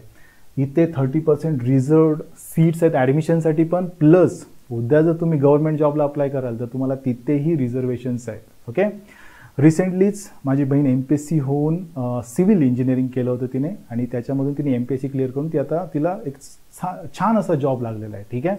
सो गर्ल स्टुडंटसाठी मी रिअली म्हणजे म्हणेन की जर तुम्ही मेकॅनिकल इंजिनिअरिंग घेत असाल आणि जर तुमची मेहनत घ्यायची जर कपॅसिटी असेल, ओके, असं नाही की नुसतं मी घेतलं आणि इथे मला सीट्स रिझर्वड आहेत, लो कट ऑफ आहे, कॉम्पिटिशन लेस आहे म्हणजे मला 100% जॉब भेटणार असं नाही. मेहनत तर घ्यावीच लागेल तुम्हाला. ओके, ठीक आहे. तर त्यामुळे माझं एवढंच म्हणणं आहे की जर तुमची मेहनत करायची तयारी असेल आणि जर तुम्ही डोक्यात फिट कराल की नाही मी गव्हर्नमेंट जॉब क्रॅक करणार म्हणजे करणारच, तर तुम्ही 100% इथे या. लाईफ तुमची खूप छान होऊन जाईल, एकदम लाईफ चिल. ओके, डोक्याला टेन्शन राहणार नाही. ओके. आणि असं नाही की मेकॅनिकल इंजिनिअरिंग केलं म्हणजे मेकॅनिकल इंडस्ट्रीजमध्येच काम करायला पाहिजे असं काही नाही आहे. तुम्हाला म्हणजे मेकॅनिकल फील्डमध्ये म्हणजे असं शॉप फ्लोअरवर काम करा किंवा फील्डवर जाऊन काम करा असंही नसतं. कळालं का? आता मी जेव्हा कमिन्समध्ये होतो, मी डिझाईन डिपार्टमेंटला काम करत होतो, तर आमच्यासोबतही लेडीज कॅन्डिडेट होत्या जे जॉब करत होत्या. ठीक आहे. मग ते पण जॉब चांगले आहेत, म्हणजे ॲज अ डिझाईन इंजिनियर म्हणून पण तुम्ही काम करू शकता.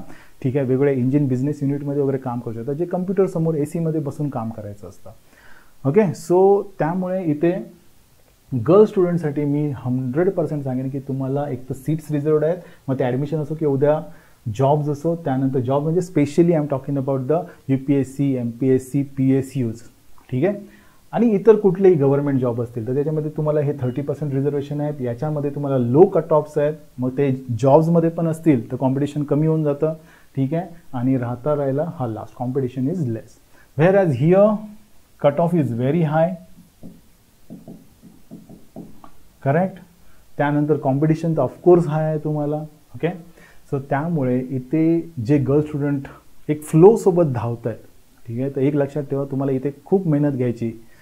CS इझी आहे compare to any other branch, पण तुम्हाला जॉबसाठी खूप कॉम्पिटिशन आहे. मी मागच्या व्हिडिओमध्ये पण सांगितलं की CS आणि CS अलाइड ब्रांचेस म्हणजे AIML, AIDS, IT यांना कॉम्पिटिशन फक्त त्यांच्याच ब्रांचेसची नाही आहे, तर तुम्हाला बाकीच्या ब्रांचेसची पण मुलं ते स्किल्स ॲक्वायर करतात आणि IT कंपनीमध्ये जॉब करतात. प्लस तुम्हाला MCA आहे, BSc कम्प्युटर आहे, अशा बऱ्याच ब्रांचेस आहेत. कळालं का? तर त्यामुळे इथे competition is very high. Okay. So specially girl student you can think about it. मी सांगतोय म्हणून तुम्ही ॲडमिशन घेऊ नका. फॅक्ट चेक करा आणि त्यानंतरच डिसाईड करा, आणि मेहनत करायची तयारी असेल तरच ह्या गोष्टींमध्ये पडा. ओके. राहिला पुढचा फीज बेनिफिट. ऑफकोर्स आता इथे फीज बेनिफिट मी का लिहिलं आहे, कारण ब्रांचेस कुठलीही असो कॉलेजची फीज तर सेमच असेल, बरोबर ना. पण आता इथे एक इंटरेस्टिंग पार्ट आहे बघा. जर तुम्ही CSला जात आहे, ठीक आहे, कट ऑफ तर व्हेरी हाय आहे, त्यामुळे तुम्हाला लेट इट बी तुम्ही ओपन कॅटेगरी आपण कन्सिडर करू. ठीक आहे. कारण त्यांना ओपन कॅटेगरीमधून जर तुम्ही ॲडमिशन घेता तर फीज कन्सेशन नाही आहे. ओके. मग ओपन कॅन्डिडेट जर कन्सिडर केला आपण, ठीक आहे, तर इथे एक TFWS नावाची स्कीम आहे. करेक्ट. तर आता मी ऑलमोस्ट 10 वर्ष काम करतो आहे या फील्डमध्ये आणि ॲडमिशन्सच्या कमिटीमध्ये पण मी काम करतो. तर काही वेळा मी पाहिलं आहे की आता समजा COEP आणि दुसरं कॉलेज आपण पकडू VIT. ठीक आहे, VIT किंवा PICT पण पकडू शकता तुम्ही.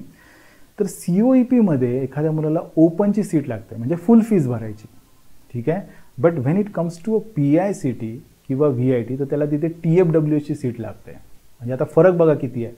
ब्रांच एकच ठेवू आपण, ठीक आहे, ब्रांच एकच ठेवू, पण TFWSमध्ये काय होतं आहे, फी कन्सेशन. कळालं का? म्हणजे तुम्हाला ट्युशन फी वेवर स्कीम आहे ती. जर ट्युशन फी कम्प्लिटली निघून जाते म्हणजे उरलं काय एक 10-20 हजार रुपये होतील किंवा depending on the college fees, पण एक तुम्हाला एक 20% फीस तुम्हाला भरावी लागेल ऑन अप्रॉक्सिमेटली, म्हणजे असं काही फिक्स नाही सांगत, अप्रॉक्सिमेटली तुम्ही त्या कॉलेजवरती जाऊन TFWSची फीस चेक करा. पण आता समजा सेम ब्रांच आहे CS, पण प्रीमियर इन्स्टिट्यूटमध्ये त्याला ओपनची सीट लागते आणि दुसऱ्या कॉलेजमध्ये त्याला TFWSची सीट लागते. म्हणजे काय होतं आहे, फी कमी भेटते, ब्रांच भेटते त्याला, आणि चांगल्या कॉलेजमध्येच आहे, असं काही नाही. जे पण कॉलेज भेटेल ते बेस्टच कॉलेज आहे, पण इथे काय होतं आहे, फीज तुम्हाला म्हणजे सेव्ह होऊन जाते. आता बघा मी हा मुद्दा का सांगतोय, फीज बेनिफिट. तर COEP कन्सिडर केला आपण, COEP, आणि त्यात CS ला तुम्हाला ओपनची सीट लागते. ठीक आहे, तुम्ही मेरिट ॲनालिसिस करा, मागच्या वर्षी कट ऑफ पहा. ठीक आहे, मी जी लिस्ट देतोय ती पण पहा, मग तुम्हाला एक आयडिया येऊन जाईल. तर तिथे तुम्हाला TFWS भेटत नाही, ओपनची सीट लागते. पण सेम कॉलेजमध्ये COEP मध्ये तुम्हाला मेकॅनिकलची जर TFWS सीट लागत असेल, ओके, तर कॉलेज जो तुम्ही बेस्ट कॉलेज असं तुम्ही म्हणता, त्या कॉलेजमध्ये तर ॲडमिशन भेटतं आहे, प्लस तुम्हाला फीजमध्ये पण भरपूर कन्सेशन भेटू शकतं. आणि ह्या फील्डमध्ये जर तुम्ही अभ्यास कराल तर जे काय फ्युचर स्कोप ऑपॉर्च्युनिटी जे आपण पुढे डिस्कस करणार आहोत तर त्या पण आहेत.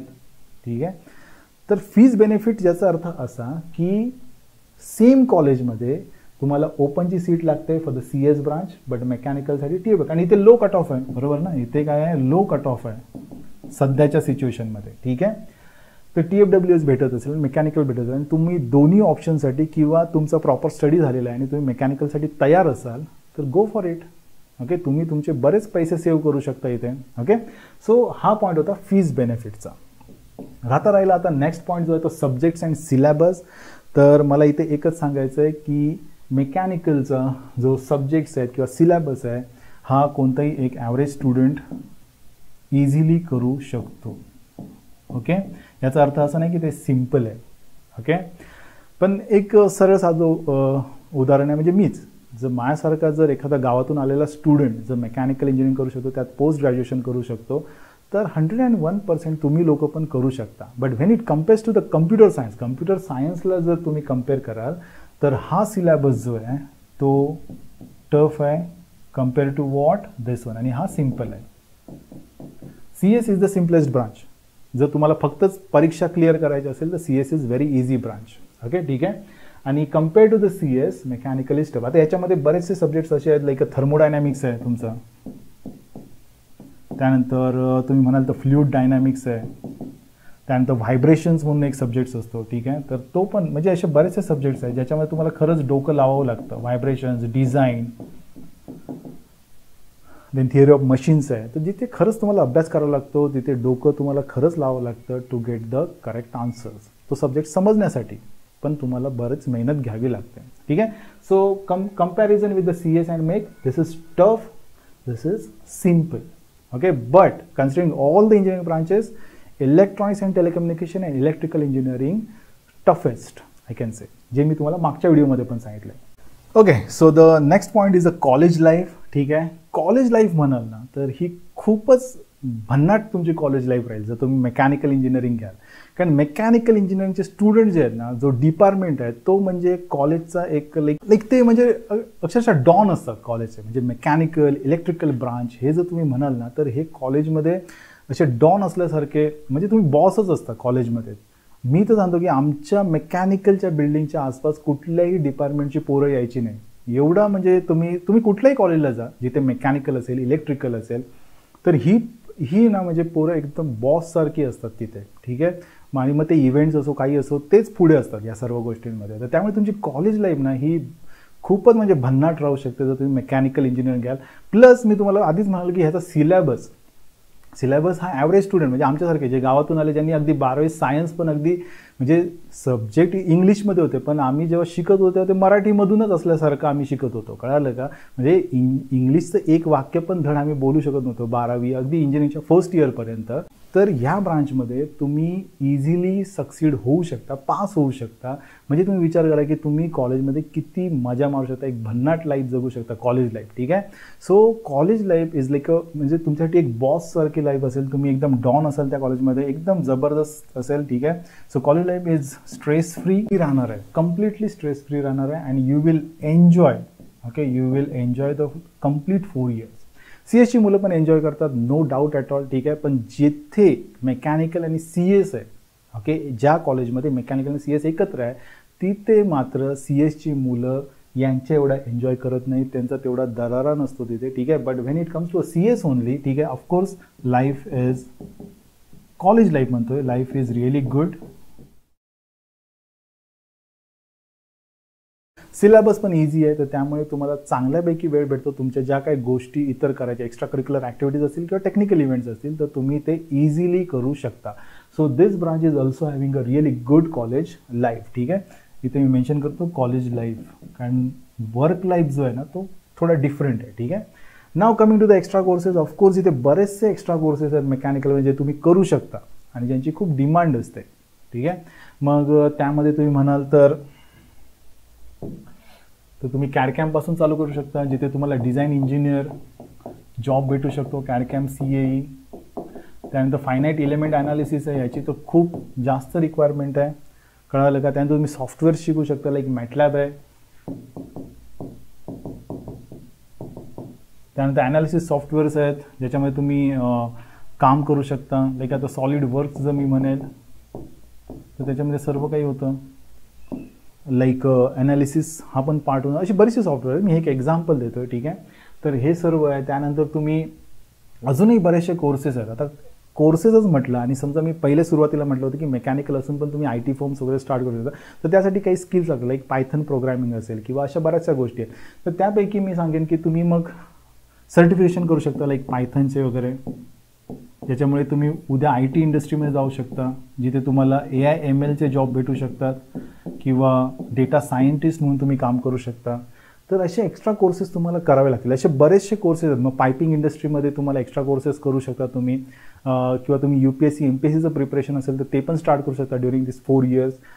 कोर्सेसवरती मी एक स्पेशल व्हिडिओ बनवून तो तुम्ही पाहू शकता. आणि तुम्ही प्रत्येक सेमिस्टरला एक एक कोर्स जरी करत गेलात साईड बाय साईड, तरी तुम्हाला म्हणजे इंटर्नशिप आणि प्रोजेक्ट्स केल्यानंतर मी 100% लिहून देतो की तुम्हाला जॉब हा मिळणार म्हणजे मिळणार, मग ती कुठलीही ब्रांच असो. ओके, ठीक आहे. सो कोर्सेसवरती ना मी एक सेपरेट व्हिडिओ बनवतो, डिटेलमध्ये व्हिडिओ राहील तो, आणि तो तुम्ही पाहून घ्या. ओके, म्हणजे तुम्हाला एक एक्स्ट्रा कोर्सेस जे मी इथे आता लिहिलं होतं तर ते तुम्ही करू शकता. सो मग तुम्ही इथून मग तुम्हाला एक चांगल्या प्रकारचा जॉब भेटू शकतो, high paying, or you can secure job. मग तो हाय पेइंग पण असू शकेल, जर तुम्ही उद्या IT फॉर्ममध्ये जॉब भेटला तर हाय पेइंग पण असू शकेल. मी तुम्हाला इथे एक्झाम्पल दाखवतो, ठीक आहे. One of my friend, okay, he is a mechanical engineer. माझा एक मित्र आहे ज्याच्याकडून मी म्हणजे काही गोष्टी शिकलेलो पण आहे, ठीक आहे. So he is like a Guru also, म्हणजे ते म्हणजे जरी फ्रेंड असला तरी मी त्यांच्याकडून गोष्टी शिकलेलो. So as a me teacher समजू शकतो त्यांनाही, ठीक आहे. ते हजारो मुलांना त्यांनी, म्हणजे ते मेकॅनिकल इंजिनियर आहेत पण त्यांनी हजारो मुलांना ट्रेन केलेलं आहे. कशामध्ये म्हणाल तर तुम्ही AI ML अँड डेटा सायन्समध्ये, कळलं का. डेटा ॲनालिस्ट म्हणा तुम्ही, डेटा सायंटिस्ट म्हणा, ठीक आहे, किंवा बिझनेस ॲनालिस्ट म्हणा, AI ML प्रोफेशनल म्हणा. तर त्यांनी अशा बऱ्याच मुलांना ट्रेन केलं आणि हजारो मुलांना त्यांनी ट्रेन केलेलं आहे. तर मी तुम्हाला 1-2 एक्झाम्पल दाखवतो इथे, म्हणजे तुम्हाला आयडिया क्लिअर होऊन जाईल. आता इथे तुम्ही एक स्टेटस पाहू शकता की 5 candidates got selected last month in AI MLDS, means artificial intelligence, त्यानंतर machine learning and data science. Okay, ठीक आहे. तर या फील्डमध्ये सिलेक्शन झालं आहे and all are from mechanical engineer, mechanical background. उमेद आहे तो रास्त आहे. म्हणजे मला एवढंच इथे म्हणायचं आहे की जरी तुम्ही मेकॅनिकल इंजिनियर असाल आणि जर तुमच्यामध्ये मेहनत घ्यायची खरंच ताकद असेल तर तुम्ही ITमध्ये चांगल्या प्रकारचे पॅकेजेस घेऊ शकता. आणि ह्या सरांचे स्टेटस बऱ्याचदा असतात, मी इथे त्यांचं नाव नाही दाखवत आहे, म्हणजे उगाचच मी ॲडव्हर्टाईज केल्यावर की त्यांना खरं तर गरज नाही माझ्या ॲडव्हर्टिजमेंटची, पण मी मुद्दाम इथे नाव दाखवत नाही आहे, ठीक आहे. He is a really well non personality in AI ML and DS, आणि ते स्वतः मेकॅनिकल इंजिनियर आहेत. ओके, आता त्यांचं एक दुसरं म्हणजे मेसेज ग्रुपमध्ये येत असतात नोटिफिकेशनच्या, त्यातला एक अजून दाखवतो तुम्हाला. ओके, सो हा एक दुसरा त्यांचा म्हणजे मेसेज ग्रुप आहे नोटिफिकेशनचा, त्याच्यावरती आलेला आहे. तर त्यात त्यांनी काय म्हटलंय बघा, congratulations to one of the student for your selection as a machine learning engineer with package 10+ lakh per annum. Okay, म्हणजे मला इथे एवढंच म्हणायचं आहे की बघा आता इथे पण सिलेक्ट झालं, आणि हे का दाखवतोय कारण #मेकॅनिकल इथे काय लिहिलं आहे बघा, #मेकॅनिकल. आता हे बघा मेकॅनिकल इंजिनियर आहे, सिलेक्ट होतोय, तो पण IT कंपनीमध्ये with the package of 10 lakh per annum plus, म्हणजे त्याच्यावरचं पॅकेज आहे. ओके ठीक आहे.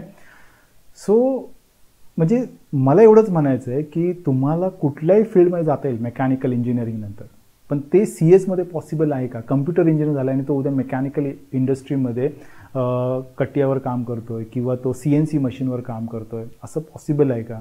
ठीक आहे, तर या गोष्टीचा तुम्ही विचार करा म्हणून मी इथे दाखवत आहे. ओके, तो हा एक्स्ट्रा कोर्सेसचा होता. ठीक आहे, तर त्याच्यामुळे इथे of course you can secure job, high paying, आणि ते पण तुम्ही IT इंडस्ट्रीमध्ये पण एंट्री घेऊ शकता. कळालं का? मी इथे पाहिलेले आहेत mechanical engineers AI ML DS मध्ये सिलेक्ट झालेले आहेत आणि त्यांनी कळालं का अगदी 25-25, 30-30 लाखाची पण पॅकेजेस घेतलेली आहेत. तर त्याचा तुम्ही नीट स्टडी करा. मी सांगतोय म्हणून विश्वास ठेवू नका. तुम्ही एक स्टडी करा, तुमच्या कॉन्टॅक्ट्समध्ये किंवा लिंक्डइनवरती जा. ठीक आहे, आणि त्याच्यावरून माहिती घ्या प्रोफेशनल्सकडून की बाबा काय चान्सेस आहेत, काय नाही आहेत. ठीक आहे, आता म्हणतात की ले ऑफमध्ये नॉन IT इंजिनियर जे IT कंपनीमध्ये काम करतात त्यांना सगळ्यात पहिले काढून टाकलं जातं. असं काही नाही आहे. मी अशा बऱ्याच लोकांना ओळखतो जे non IT means specially mechanical इंजिनियरबद्दल बोलतो, जे IT इंडस्ट्रीमध्ये कामाला आहेत आणि ते अजूनही काम करत आहेत. It totally depends on your performance in the company. काही होऊ शकत नाही. जर तुमचा परफॉर्मन्स आणि स्किल जर तुमचे हाय लेवलला असेल तर तुम्हाला कोणीही टार्गेट करू शकणार नाही. ओके ठीक आहे. So this is all about extra courses. आता CS मध्ये जे आहे ना, तर एक्स्ट्रा कोर्सेसमध्ये तुम्ही काय करणार आहात? CS मध्ये नॉर्मली लँग्वेजवरतीच काम करायचं तुम्हाला जेव्हा इंडस्ट्रीमध्ये जाल तेव्हा तुम्ही, कारण तुम्हाला डेव्हलपमेंटचे काम असेल, सॉफ्टवेअर डेव्हलपमेंट. मग ह्या लँग्वेजेस तुमच्या कॉलेजेसमध्ये होऊन जातात. ठीक आहे. हां, त्याच्यामध्ये तुम्ही काय करू शकता की तुम्ही एखादा चांगला कोर्स घेऊ शकता, त्यामध्ये सर्टिफिकेशन करू शकता. आणि हे मी कायम CS मुलांना सांगतो की तुम्ही सर्टिफिकेशन्स कंटिन्युअसली करा. प्रत्येक सेमिस्टरला 1-2 सर्टिफिकेशन करा. ठीक आहे, आणि इट इज व्हेरी इझी, कारण तुम्हाला ऑनलाईनच करायचं, कुठल्या कंपनीत जाऊन काही काम करायचं असं नाही आहे. इंटर्नशिपची गोष्ट वेगळी आहे. आता ऑनलाईन इंटर्नशिप पण भेटतात, पण ठीक आहे त्यावेळी कंपनीत जावं लागत असेल, पण जे सर्टिफिकेशन प्रोग्राम्स आहेत हे कम्प्लिटली तुम्हाला ऑनलाईन अवेलेबल आहे आणि तुम्ही तिथून करू शकता. ओके ठीक आहे. सो इथे एक्स्ट्रा कोर्सेसची मला गरज वाटत नाही. CS मध्ये तुम्ही काय करू शकता, इंटर्नशिप, प्रोजेक्ट्स, ओके, याच्यावरती जास्त फोकस केला पाहिजे. So compare to mechanical and CS जर मी कंपॅरिझन केलं तर एक गोष्ट लक्षात आहे की मेकॅनिकलमध्ये आपल्याला एक्स्ट्रा कोर्सेस करावे लागतील जर तुम्हाला जॉब सिक्युअर करायचा असेल तर. ठीक आहे, आणि जर हाय पेईंग जॉब. ठीक आहे, कारण कोर मेकॅनिकलमध्ये बघितलं की मिनिमम 3-4 पासून चालू होते, जे CS मध्ये पण आहे, पण ॲव्हरेज 9चं आहे. जर त्याच्या पुढे सरकायचं असेल, ॲव्हरेज जर तुम्हाला एक 15 ते 20च्या मध्ये आणायचं तर एक्स्ट्रा कोर्सेस करा. ठीक आहे, आणि असे कोर्सेस करा ज्याची डिमांड हाय आहे, लाईक फायनाईट एलिमेंट ॲनालिसिस असेल.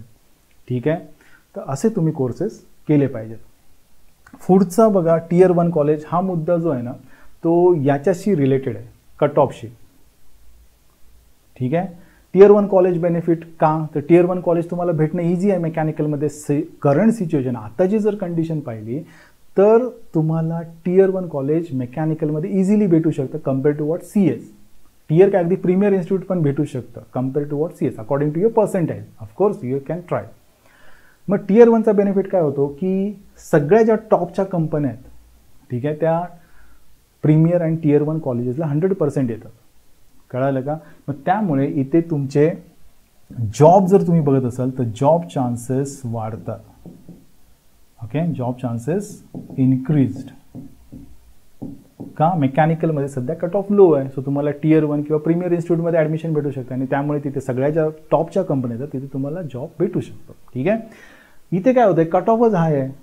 मग तुम्हाला कॉलेजेस प्रीमियर भेटणं कठीण होऊन बसतं. Tier 1मध्ये काही लोकांना मिळत नाही, मग ते Tier 2, Tier 3कडे जातात.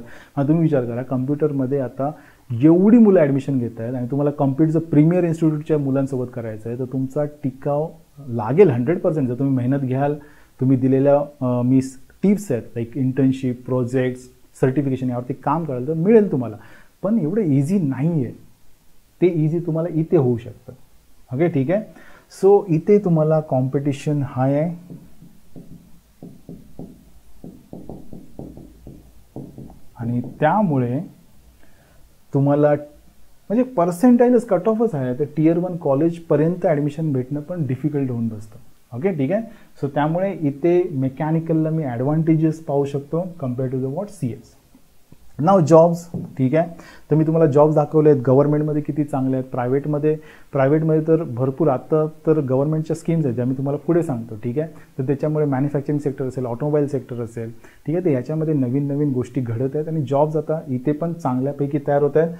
लास्ट जर मी वर्षाचं मेकॅनिकलचे प्लेसमेंट पाहिले, ठीक आहे, तर ऑलमोस्ट 90% प्लेसमेंट झालेले आहेत, ठीक आहे, तुम्ही हो तर पाहू शकता. ओके, तर त्यामुळे जर तुमची मेहनत करायची तयारी असेल तर इथे पण जॉब्स अवेलेबल आहेत.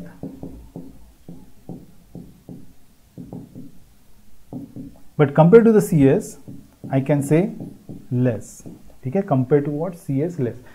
ओके, बट इथे तुम्हाला जॉब अपॉर्च्युनिटीज आर व्हेरी हाय.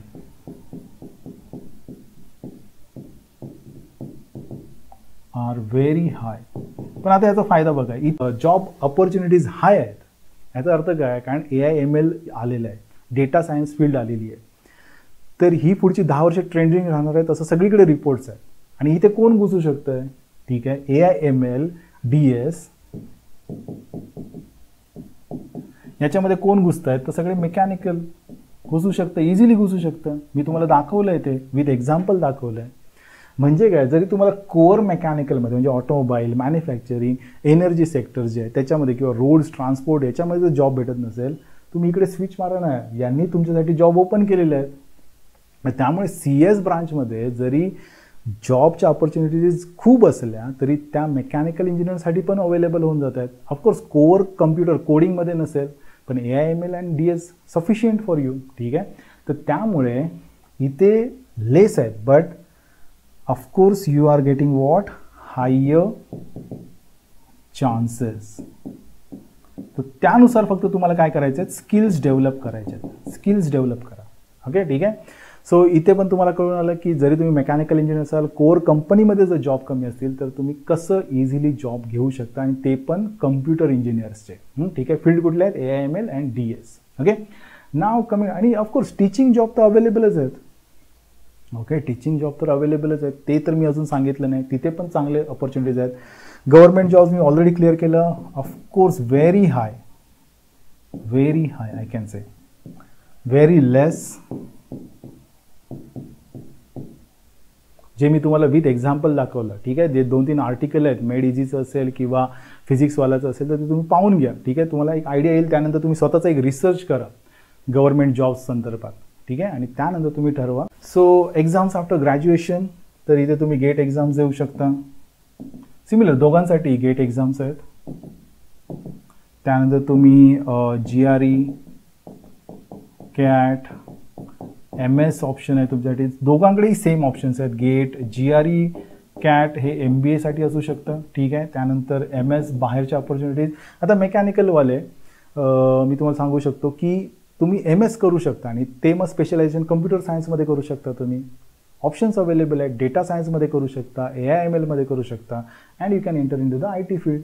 तो पण ऑप्शन आहे. MS हा तर अतिशय चांगला ऑप्शन आहे तुमच्यासाठी, ठीक आहे. सो तो ऑप्शन तुम्ही पण फाइंड आउट करू शकता. ओके, बट मी असं पाहिलं नाही की कम्प्युटर इंजिनिअरिंग केली आणि नंतर तो स्पेशलायझेशन मेकॅनिकल इंजिनिअरिंगमध्ये करतो, असं फार रेअरली दिसून येतं.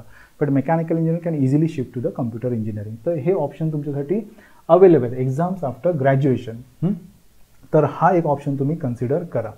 राहता राहिला फ्युचर स्कोप, तर दोघांकडे पण इथे तर आहेच नेक्स्ट 10 years. ओके, बरेचसे जॉब तयार होणार आहेत.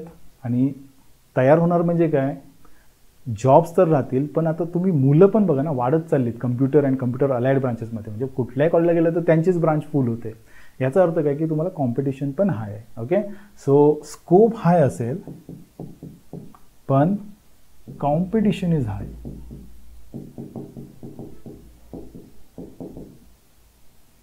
ओके ओके, सो मेकॅनिकल जर कन्सिडर केलं तर मी इथे आता तुम्हाला एक म्हणजे गव्हर्नमेंट बऱ्याच स्कीम राबवत आहे, ठीक आहे.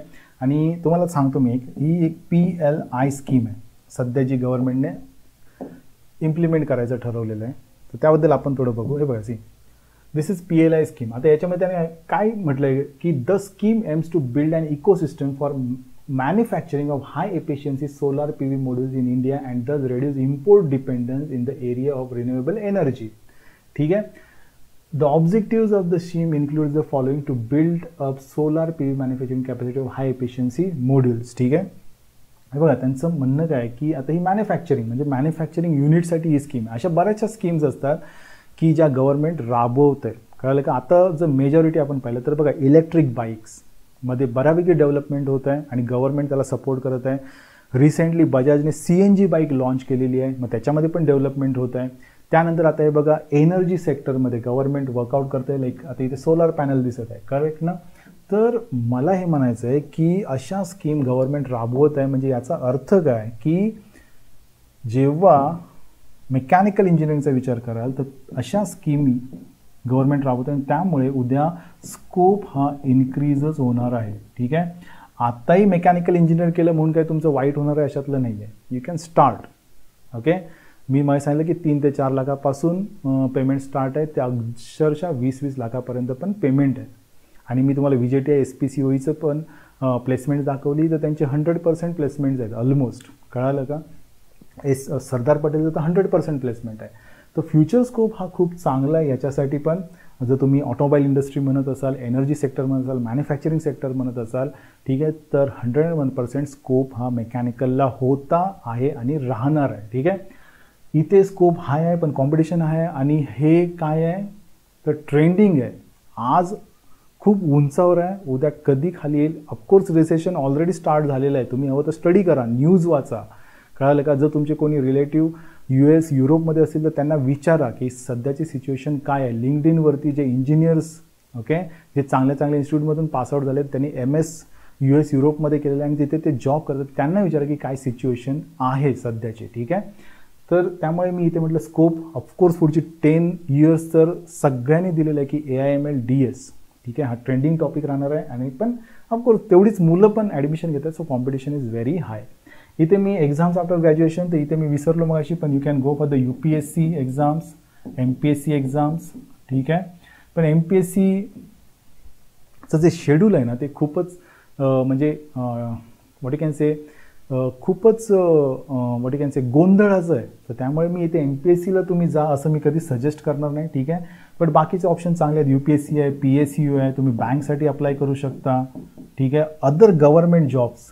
ठीक आहे, त्याच्यासाठी पण तुम्ही अप्लाय करू. हे तुम्ही थोडं फाइंड आउट करा. मी तुम्हाला बोललो कोर्सेस आणि जॉब्सवरती मी एक सेपरेट व्हिडिओ बनवेन मेकॅनिकलसाठी स्पेशली, कारण मी त्या फील्डमधून आहे आणि तुम्हाला एक आयडिया त्यामधून देण्याचा प्रयत्न करेन. ठीक आहे, सो हे होतं सगळं कंपॅरिझन. जर आपण म्हटलं तर बघा मी कोणकोणते पॉईंट्स घेतले तिथे.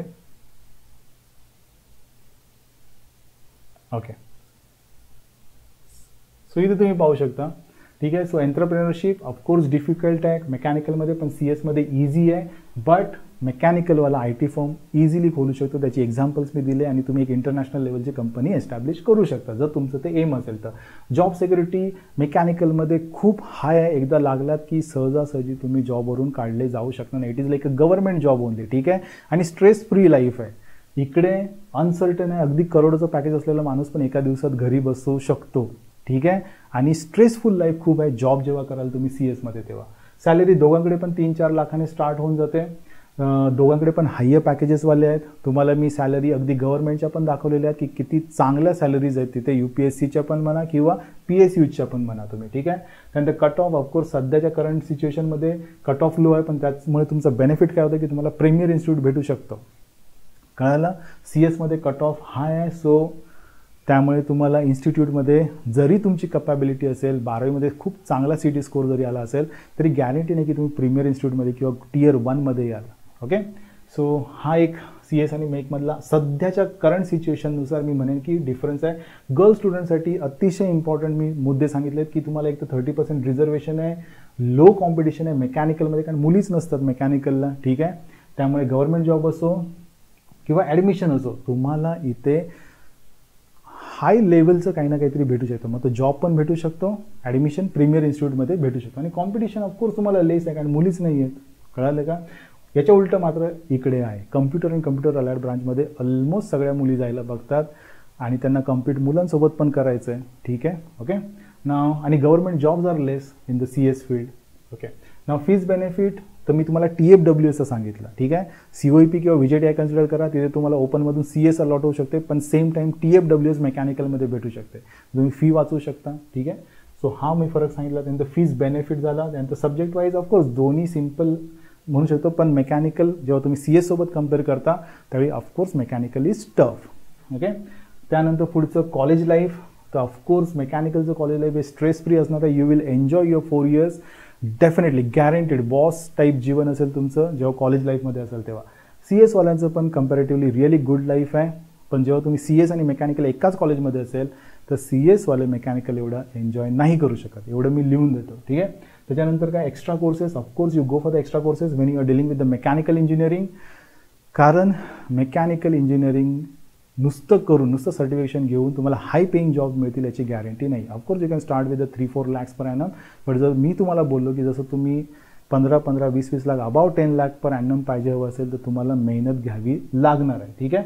But here it is very easy. जर तुमच्याकडे स्किल्स असतील तर तुम्ही ऑफकोर्स IT इंडस्ट्रीमध्ये करू शकता. ठीक आहे. त्यानंतर Tier 1 कॉलेज बेनिफिट मी सांगितलं लो कट ऑफ आहे, so Tier 1 college premier institute भेटणं इझी होऊन जातं सध्याच्या कंडिशनमध्ये मेकॅनिकलमध्ये, but CS it is very difficult. Now coming to the jobs, तर जॉब मी सगळे दाखवलेले आहेत तुम्हाला, आणि इथले पण जॉब्स तुम्ही खाऊ शकता मेकॅनिकलवाले AI ML आणि DS कळलं. मी विथ प्रूफ दाखवलेलं आहे तुम्हाला. ठीक आहे. त्यानंतर गव्हर्नमेंट जॉब्स क्लिअर केलेत. एक्झाम्स आफ्टर ग्रॅज्युएशन्स, तर इथे मी तुम्हाला गेट, GRE, CAT, MS हे हायर एज्युकेशनसाठी चांगल्या एक्झाम्स आहेत, plus UPSC, MPSC, PSU, bank, other government jobs, मरणाचे गव्हर्नमेंट जॉब्स आहेत जिथे मेकॅनिकल इंजिनियर अप्लाय करू शकतो. इकडे पण सेम हायर एज्युकेशनसाठी आहेत, पण गव्हर्नमेंट जॉब्ससाठी ज्या एक्झाम्स आहेत त्या थोड्या कमी आहेत कम्प्युटर इंजिनियरसाठी. त्यानंतर फ्युचर स्कोप मी बोललो, गव्हर्नमेंट पण बऱ्याच स्कीम अप्लाय करते, तसेच रिसेंट डेव्हलपमेंट्स आहेत, मग ते ऑटोमोबाईल सेक्टरमध्ये असतील, एनर्जीमध्ये असेल किंवा मॅन्युफॅक्चरिंगमध्ये असेल. सो मेकॅनिकलला त्यावेळी पण जॉब्स होते, आहेत आणि राहणार आहेत. ओके. ठीक आहे. म्हणजे तुम्ही राईट टाईमला राईट डिसिजन घ्यायची सुरुवात करा. इकडे ऑफकोर्स नेक्स्ट 10 years ट्रेंडिंग राहणार आहेत, सगळे रिपोर्ट्स आलेले आहेत, पण सध्या तरी रिसेशन चालू आहे. तुम्ही हवं तर नेटवरती किंवा तुमचे जे कोणी रिलेटिव्ह कम्प्युटर फील्डमध्ये काम करतात त्यांच्याशी डिस्कस करा, मग तुम्हाला एक रियालिटीचा एक अंदाज येऊन जाईल, जे काही सत्य परिस्थिती आहे ती पण तुम्हाला समजून येईल. Okay. Now so this was what you can say mechanical and CS. एवढं सगळं सांगितल्यानंतर मी अजिबात म्हणत नाही की तुम्ही मेकॅनिकलच घ्या किंवा CS घ्या. This decision is totally depending on you. Okay. मी फक्त जो काय माझा अनुभव आहे, जे काय मला जेवढं नॉलेज आहे, इन्फॉर्मेशन याच्यापेक्षा पण जास्त नॉलेज आहे. ठीक आहे. पण जेवढं मला शक्य आहे तेवढं मी कमीत कमी वेळात देण्याचा इथे प्रयत्न केलेला आहे. ओके. सो मला इथे एवढंच सांगायचं आहे की मेकॅनिकल ब्रांचला म्हणजे मी अक्षरशः बरेच कमेंट्स पाहिलेले आहेत की मेकॅनिकल म्हणजे आयुष्य बर्बाद होऊन जाईल, तुम्हाला जॉब नाही, किंवा अतिशय बर्बाद ब्रांच आहे, त्यात काहीच शिकण्यासारखं नाही.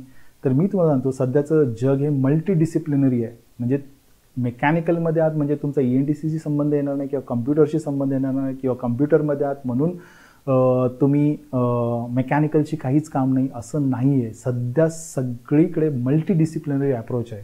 साधं एक एक्झाम्पल घ्या, तुमच्या कॉलेजमध्ये जर ऑटोमोबाईल क्लब असेल, कळालं का, तर तिथे फक्त मेकॅनिकल इंजिनियर काम करत नाही, तर त्याच्यासोबत CSची पण मुलं असतात, त्याच्यासोबत इलेक्ट्रॉनिक्स अँड टेलिकम्युनिकेशनची पण मुलं असतात. म्हणजे सगळी मुलं आता मल्टीडिसिप्लिनरी अप्रोचमध्ये काम करतात. तर त्यामुळे प्रत्येक ब्रांचला स्कोप आहे, प्रत्येक ब्रांचमध्ये चांगलं फ्युचर आहे. गरज आहे ती फक्त तुमच्या सिन्सिअर एफर्ट्सची. ठीक आहे. सो एवढं सांगून मी हा व्हिडिओ संपवतो. ऑफकोर्स व्हिडिओ खूप लेंथी झालेला आहे, पण मी जास्तीत जास्त इन्फॉर्मेशन तुम्हाला द्यायचा प्रयत्न केला आहे, सो दॅट तुमच्या मनात जे काही कन्फ्युजन असेल ते दूर होईल. ओके. ठीक आहे. So with this I will stop here, but before ending this session I really want to thank each and everyone. You people are watching my videos, not only watching but sharing the videos with your friends and family circle. Please keep supporting me to get the good content, and हेच मला motivation भेटतं की ज्यामुळे मी हे video बनवतो. Really thanks to each and everyone. आणि जर ह्या चॅनलला तुम्ही पहिल्यांदा व्हिडिओ पाहत असाल तर please subscribe this channel to get all the update about the admission process, engineering admission process for the academic year 2024-25. So thank you very much. Thanks a lot.